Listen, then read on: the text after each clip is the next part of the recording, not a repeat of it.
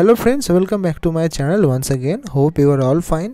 B.Ed third semester যারা রয়েছেন, সেটা রেগুলার হোক বা সাপ্লিমেন্টারি হোক, দুটো সেশনের ক্ষেত্রে মানে 21-23 যারা রয়েছেন আপনাদের সাপ্লিমেন্টারি এবং যারা 2022-24 রয়েছেন আপনাদের রেগুলার।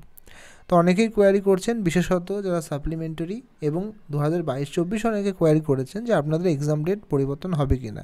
তো একটা সহজভাবে বলি, দুটো সেশনের ক্ষেত্রেই আপনাদের কিন্তু এক্সাম ডেট পরিবর্তন হচ্ছে না।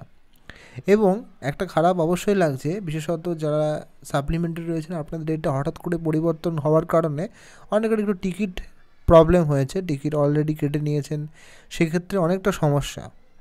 তো হয়তো এই ঈদের উৎসবের কথা মাথায় রেখেই হয়তো ডেটটা পরিবর্তন করা হয়েছে, কিন্তু এক্সাম সেন্টারের পরিবর্তন হওয়ার কিন্তু সেরকম কোনো সুযোগ বা পসিবিলিটি নেই। সেইভাবে ধরে নিয়েই কিন্তু আপনারা পরীক্ষার জন্য এগোন। ভিডিওটি ইনফরমেটিভ মনে হলে অবশ্যই লাইক করবেন, কোনো কোয়ারি থাকলে অবশ্যই কমেন্টে জানাবেন। Thank you.